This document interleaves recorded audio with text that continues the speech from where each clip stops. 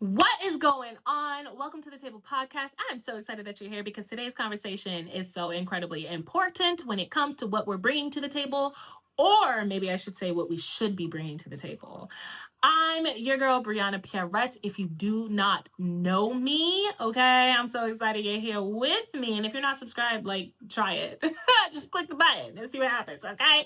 But if you are, I'm so grateful. Thank you for being here. And if you've been following the podcast, I'm so grateful for you and I'm excited to dive in. So let's do it. Let's dive in right now, okay? Last week, we totally got into the idea of how lack mindset, worthlessness, subconscious worthlessness can really be manifested and really show itself and mirror back to you through connections, right? So I thought about,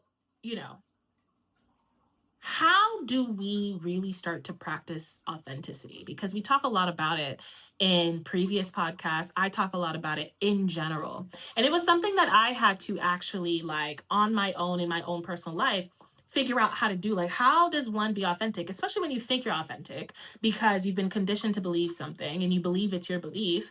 How do you really know the difference between your truth and what's not your truth? And I personally, over the past 5 years, but especially over the last two, really went through the process of understanding who I am authentically. I thought I knew myself, don't we all?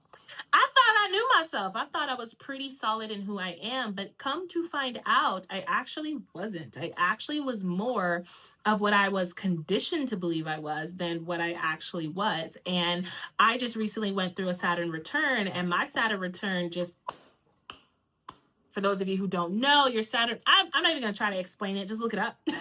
I'm not an astrologer. All right. That's my sister. But look it up. Saturn return. It's kind of crazy, kind of wild. But from what I understand it to be, it's kind of like the part of your life where you really do become the mature version of yourself, because you kind of go through this like karmic cycle that helps you elevate and become a better, more mature version of you. And I remember when I first learned about it, my sister was telling me about it and I was like, psh, I got this in the bag, because I started off my Saturn return really killing it. I was on top of my stuff, and it was related back to what it is that my Saturn return was going to be all about, which was work ethic and things of that sort. I was like, I'm on top of my game. Don't even worry about it, baby. I got this. Come to find out, I did not have this. Okay. Saturn kicked my ass. Okay. But it also raised me to be a better version of myself. So I'm really excited about that. But one of the main themes that I learned in my Saturn return was what I believe is so incredibly important in order for us to, one, be authentic within ourselves, two, have really lasting, genuine connections, and three, really connect back to who we genuinely are, right? And that is vulnerability. Okay. Vulnerability. My girl, Brene Brown, definitely put vulnerability on the map with her TED Talk. If you haven't watched that, I suggest you do. She really kind of opened the door to vulnerability and how it is not what we think it is. I wrote down the definition of vulnerability. Let's read it, shall we? Vulnerability, quite literally on Google, says it's defined as being susceptible to physical or emotional attack or harm. So it makes perfect sense why everyone avoids vulnerability. Why being vulnerable is the scariest, most annoying thing ever. Like, literally, so many people run for the hills when it comes to vulnerability in all connections. And as a life coach, having multiple clients, one thing that I noticed is being vulnerable was one of the hardest things for them to do. And those who believe they were being vulnerable were not. Do you see what I'm saying? Vulnerability is the key to connection. It's the key to authenticity, but it is also this thing that we have been so terrified of for such a long time. We run away from because we don't want to be attacked. We don't want for our emotional well-being to be attacked. And so therefore we avoid it. But here's the thing. I'm a firm believer in not just avoiding a fight, but actually knowing how to defend myself. Not that I ever care to be in a fight, not that I ever care to have to fight, but I want to know what I need to do in the event that a fight shows up. And I feel like that's what it is with vulnerability. It's one of those things where we avoid this thing instead of putting ourselves in the position to have the armor for when that attack does come in, for when people try to attack our emotions or try to attack us in any way, that we are prepared to actually deal with it. And the way that we think we're going to deal with it is by going at it. You come at me with this harsh energy, I'm going to come back at you with this harsh energy. But really, the key to beautiful connections, the key to authenticity is vulnerability. There's no way you're going to know yourself. No way you're going to learn yourself. No way that you're going to actually really truly get what you want until you're vulnerable. Like, have you ever had a conversation with someone who you wanted to hash something out with and it just goes nowhere? Like, it's just talking to a wall. Like, you're saying like, this is what you did, and they're saying, but this is what you did, and you're like, okay, but this is what you did, and they're like, but this is what you did, and it's this back and forth thing where it's like, this is what you did, this is what you did, this is what you did, this is what you did, and no one is actually vulnerable enough to open up to how we feel.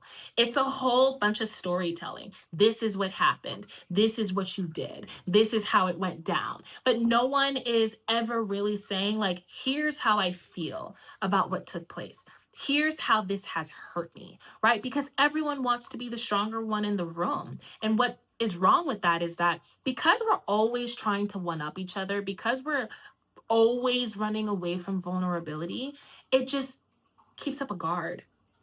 So now we're literally walking into connections with a guard, which I have heard so many people say in so many different ways, how they have their guard up with people until they give them a reason to put their guard down. And as much as I understand it, I don't fully agree with it. I really don't. I think to walk around with your guard up and to like never let anyone in also means that you have your guard up with yourself. And that's what I had to learn within my personal journey when it comes to connections and things of that sort. I got hurt a lot by people because I was hurting myself. Like, connections start with me. I'll say it forever. And so I would feel feelings. I would hate when someone does something to me, or I would hate being treated a certain way, but I wasn't vulnerable enough with myself. So, like, for example, if I had a group of friends or I had a group of people, family, especially family, right? If I had my family talking down on me and laughing about it, I was too busy wanting to be strong enough and stick up for myself. So I was the one that was always like abrasively, speaking up and saying, like, don't talk to me like that, or don't treat me like that, or whatever the case is. When in reality, right, like if you looked on the surface level, I was strong. I handled business. Do you see what I'm saying? But when you look inside, when I took a look inside about what was said, I started realizing I was hurt. And not just the hurt that makes me upset, but the hurt that actually genuinely made me sad, right? I started learning I'm more sensitive than I've ever given myself credit to be. I started learning that words matter to me deeply, which then started to help me understand that I don't care for relationships where people use words to attack me or use words in a joking manner to come at me. I just don't like it, right? And that was something that I have accepted from so many people. And I've had so many friends and people, and even I participated in, using words to, what did we call that back then? It was like rashing each other, right? Coming for each other back then. And my family was huge. They didn't care how they spoke to you. They didn't care what they said to you. They said whatever. And it's like, man up, right? Like, stop being so sensitive. You don't get to feel like your feelings didn't matter in my family, which I know a lot of families are like that. But it really hurt me. So as I grew up, I started connecting with people who did one or two things, right? Like, I feel like God was trying to show me both things. They would say things that are very, very hurtful, or they wouldn't say anything at all. And both those things hurt me because I'm words of affirmations. That's how I like to be loved. And it's also how I like to love, right? But being someone whose words of affirmations, being someone who, takes words so deeply and genuinely cherishes words, I took words for face value, which then meant that everybody that said something negative to me, and was like coming for me and coming at me, it actually hit my heart so much more than other things. Like I could be physically hurt, like physically hit, and that wouldn't get to me so deeply, right? Like I deal with it, but that wouldn't get to me so deeply. But it was the words, it was what people said, it was the low blows that got to me the most. And it took a very vulnerable moment with myself, with my coach, to actually say, you know, I'm hurt. And what my coach had me do is I would tell the story about what happened between, let's say, me and a family member. And I would just say it verbatim. Yeah, so this happened, da, da, da, da, da, da, da. And I would speak like this. Okay, just da, da, da, da, da, this is what happened, da, da, da. And then they did this, and then, I'm getting all excitable, whatever the case is. And something happened where my coach said, okay. Now I want you to tell me the story again, but this time I want you to feel. I was like, what are you talking about? Feel? I had the feelings. I was there, but I stood up and I said what I need to say. I did what I need to do. And she was like, but I want you to feel it. I want you to be vulnerable. Tell the story again, but this time add how it made you feel in the midst of hearing them say what they say to you. Oh my gosh. The water started welling up in my eyes. I started, feeling my heart a little bit. And the truth is, it started getting so clear about how it hurt me. What was done, what was said hurt me. And I carried it with me for such a long time, even though when I tell the story, I handled that. Handling it, yes, on the surface, I took care of it and walked away and did whatever I needed to do, right? Dealt with it however I needed to deal with it. But come 10, 15 years later, it still heavily affected me. And this was such a crazy moment because it wasn't just me expressing that I was hurt. It was the sheer discomfort in being hurt that I really honed in on. Being vulnerable was so incredibly scary for me because for the first time ever, I'm truly seen for how I feel. I'm truly seen as my authentic self. I'm not seen as the strong friend. I'm not seen as the one that has it all together. I'm actually seen as the one that was struggling emotionally for the longest time, right? Like I was the one that helped everybody and gave everyone as much advice as possible, but then I would get drunk and go through it. I would literally cause such a problem. Like my drunk days were my worst days. And I kept doing it because what I didn't really realize was that I was literally looking for an escape from my emotions, an escape from my feelings, an escape from my family, from what I had to deal with at home. I was looking for an escape. And because I was running away from vulnerability, because vulnerability was not an option for me, at least that's what I told myself, I had to play a part. Being inauthentic, but kind of authentic. I am a strong person. I am, a loud personality. I do have an outgoing personality. However, I'm also very sensitive, right? And being vulnerable with myself allowed me to take a look at myself from a completely different perspective. I entered every relationship kind of allowing my relationships to dismiss my feelings because I consistently dismissed my feelings. And I'm telling you, every relationship, whether it be a friendship, whether it be a romantic situation, professional, my feelings literally didn't matter. I could go to my boss and tell them, like, hey, I'm struggling with this. And they'd be like, oh, you'll figure it out. They would treat me like the strong one. Oh, I trust you. You'll figure it out. And as nice as it is to be trusted by your boss, it also sucks because I need help. I'm literally being vulnerable with you, which was uncomfortable to ask for help. Like, I grew up really uncomfortable asking for anything because I would always hear no. But I felt so uncomfortable asking for help. And when I did, it would kind of get brushed off. My friends in the past used to tell me, like, oh my God, you don't always have to be strong. Like, you can come to me. And the moment I have like a real serious breakdown and I'm going through it, everyone leaves me, right? Rightfully so. Everyone has their reasons. But at the end of the day, I was consistently put in these cycles of seeing how my connections reflected back to me my truth, which was I was consistently pushing away how I felt because I didn't want to be susceptible to attack.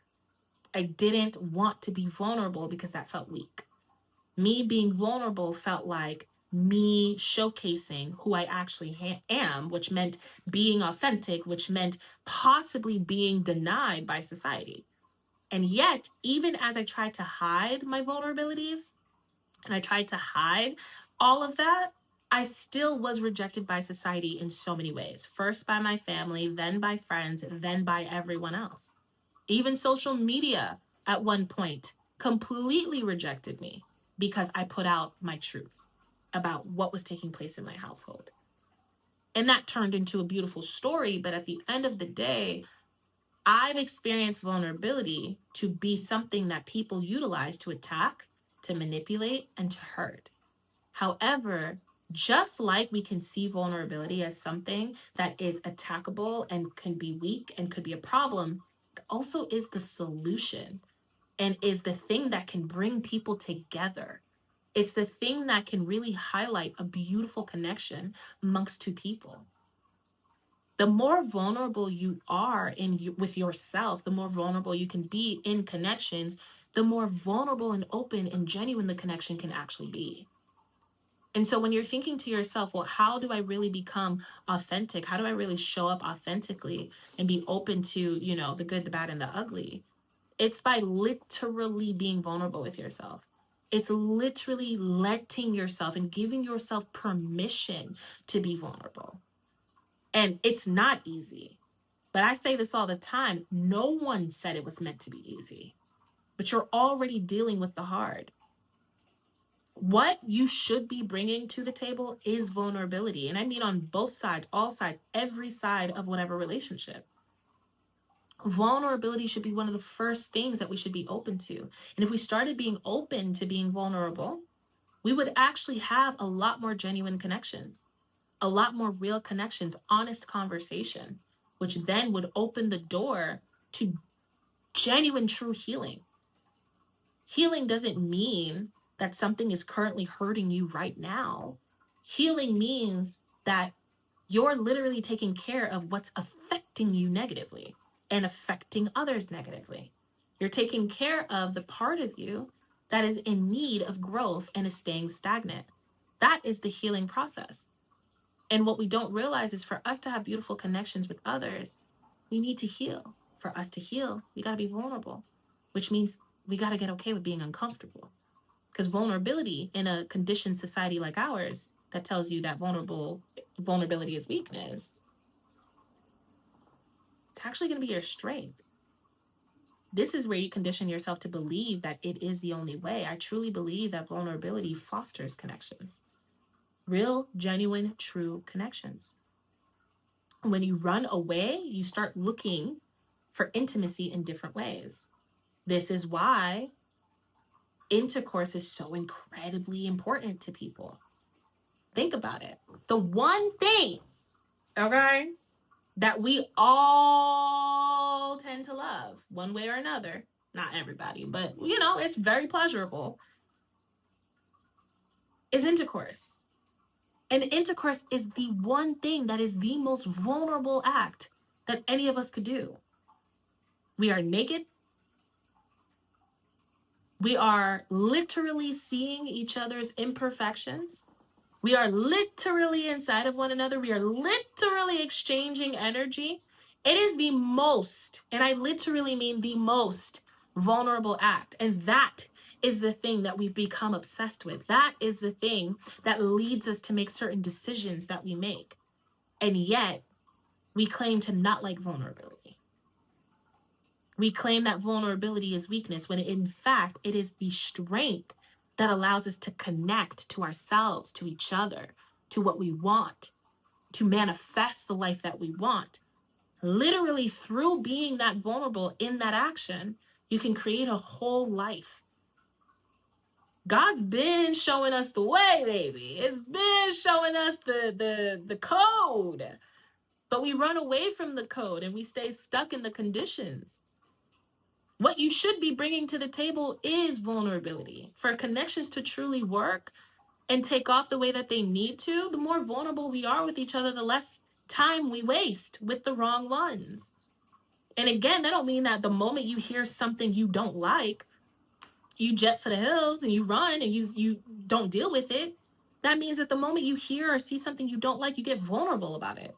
You sit down, you have vulnerable conversations, you take accountability where necessary, and you also talk about things that aren't comfortable to be talked about. You realize where you yourself are in need of being vulnerable, being truthful, being honest. This is such an important part of connections, but yet when we ask the question, what do you bring to the table? We're asking how much money you got. What? What? We hear it all the time how somebody literally went from $0 to being a millionaire, homeless to millionaire. We hear it all the time. These conversations are consistently being brought up, and we're still asking about how much money you bring to the table. There are people who literally grew up on nothing, and at 50 years old, that's when they shoot all the way up. It's not about the money. It's never been about the money. Because even with the money, even with the surface level stuff, we still see infidelity. We still see people searching for joy and love and all those things outside of their relationships. Why? Because we're missing intimacy, which we're going to talk about next week. But that's the issue. We're missing intimacy. We're missing that sense of vulnerability because we crave it. There's actual pleasure in being vulnerable. There's actual pleasure in being seen for who you are, but you got to be willing to show up. You got to be willing to be that authentic with yourself. You have to be willing to see yourself and decide and choose that you're really going to allow you to be you. Give yourself permission to be you. And it wasn't until I got vulnerable with myself that I actually started to realize who I was and who I wasn't. That's when I could clean up my idea of a relationship, my idea of connections. I started realizing that there are certain things I just don't care for in my connections anymore. I started realizing why I felt so much like an outcast in my family. I started realizing why I went through so much depression, pain, hurt, why I felt so different. I always thought it was just because I was this spiritual being with these gifts and I could see things. And that's true. But also because I was this sensitive being that wanted love and wanted compassion. And I didn't get that from anywhere, from anyone, not even myself. And when I started requiring it from myself, I started requiring it from every relationship that I'm in. And any relationship that simply cannot provide that for me, I buy out. I decide I'm letting go. And now the relationships that do come my way are mirroring back to me the compassion that I deserve, or mirroring back to me what I don't want anymore and giving me an opportunity to decide whether or not I want to engage. The relationships that you want, the relationships you're calling in, require authenticity. And authenticity requires vulnerability. And for you to build a better relationship with yourself, you got to start with you. You got to start with actually being vulnerable with yourself. Because the more vulnerable you are with you, that's when you're going to really know who and what you want to call in. Not just the stuff you're writing down because of the things you've dealt with, because of the relationship you had, because of the job you used to have. A lot of times we don't even realize we're manifesting new relationships off the backs of our old one, comparing consistently. I want someone who's loyal because you had someone who wasn't. Not because you genuinely want someone who's loyal, which I'm sure you do. But that's the energy that we're going into. But when we're just connecting with ourselves, being authentic with ourselves, getting real with ourselves, and realizing, oh, wow, I want someone who's loyal, but I am so used to being in a third party and watching third parties happen that there's a part of me that doesn't even believe that having someone be loyal to me and never cheat on me can happen. When you get that authentic, that real, that vulnerable with yourself, you allow yourself to understand how you feel about that. You allow yourself to open up about that. You allow yourself to even admit the parts where you were almost low-key manifesting and praying that this person cheats on you so that you can have a little excitement because it's become exciting. The drama is exciting to you. When you can get that real, that deep, that certain, you start to understand patterns in your life. You start to understand what you're calling into your life. You're no longer blaming the world. You're no longer blaming other people. You start to understand it starts with you, which means you're understanding your power, which means that if you want it to change, you understand that all you have to do is actually put in the effort and energy to change it. Not by ignoring it, but by facing it, by being clear about it, not by being ashamed of it, but by actually showing up and saying, yes, this is who I was. And I'm doing the work to change it, or I will be changing it. So now when you meet and connect with people, you can actually be that honest. When someone goes and says, hey, why are you single right now? You can actually say, not the thing where it's like, oh, nobody knows how to treat me, or I just haven't found the one. Or you can actually say something along the lines of, I'm actually working on my idea of loyalty, because I have experienced third parties, from watching what my parents have been through, to watching what friends have been through, to actually being in my own personal situations, that I'm currently in the process of understanding what I actually want. Do I want monogamous relationships, or am I open to poly? I'm actually genuinely trying to figure out who I am in that regard. Being that authentic is scary, but you'd be surprised what happens when the other person says, wow, you just opened my eyes because I kind of feel the same way. Or, oh, okay, and walks away from you and rejects you. And that's good, because you don't want someone that doesn't want the real you. You don't want someone that jets out the moment they hear something they don't want to hear, because in every relationship, you're gonna experience that. You want someone that wants you to be vulnerable. You want someone to be vulnerable with you. You want genuine connection, genuine truth, real, true connections. This is what you want. So when someone rejects you, they're not rejecting you. They're simply rejecting the idea of what it is that they want. That's it. They're just like, hey, you don't fit the mold, and that's okay. That's not about you. That's about them and what they've decided they needed and wanted, and it usually works out for you. But we're so afraid of rejection that we're not allowing ourselves to be vulnerable. And since we're not allowing ourselves to be vulnerable, we're not really being authentic. And since we're not being authentic, we are literally hiding our imperfections. And since we're hiding our imperfections, we're literally entering mirrored connections that mirror back to us everything that we're trying to hide. And then we're asking ourselves, why do I keep going through this? If you're going to bring anything to the table, if you have nothing else, you ain't got no money, you ain't got no accolades, you ain't got no connections, you don't have anything that society tells you that you need to have, bring vulnerability.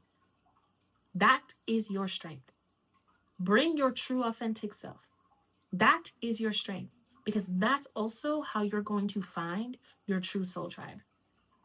That's also how you're going to find your true people, your true connections, and your true life path.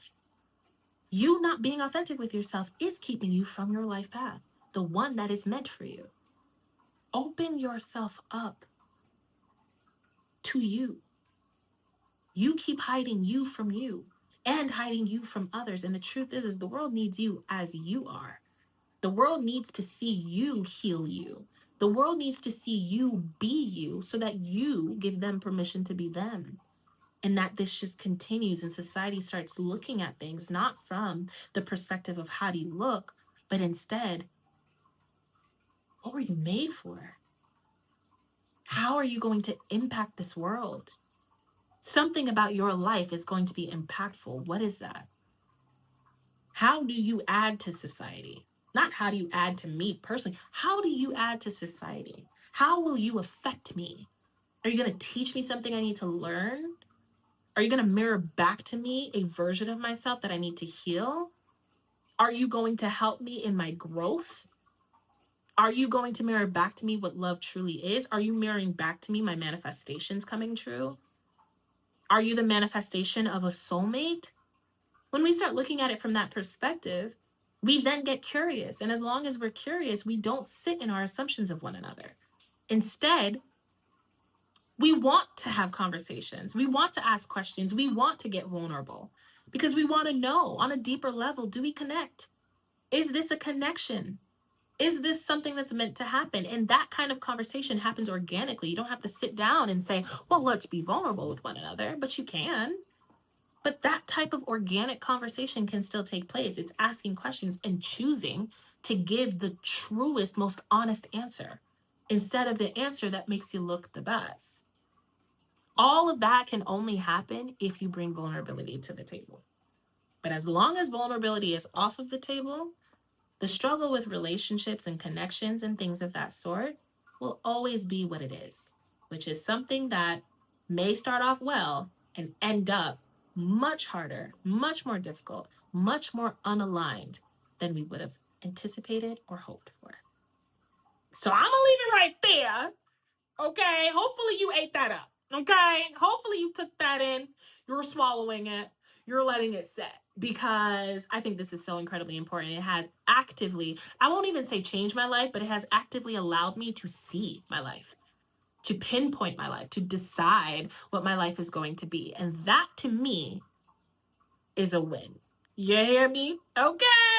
But thank you so much for sticking around. I really appreciate you so much. Like I said, if you're not subscribed, I'm not here to tell you what to do, but try it. Try it. See what happens. See what happens. See if you like it, okay? But if you are subscribed, you know that I love you. I'm so grateful. And if you've been keeping up with the podcast, baby, thank you for being here. But talk to me. Give me a little insight. Where's your mind at? What you thinking, huh? What's going on over there? And until next time, you know I'm sending you mad love. Bye.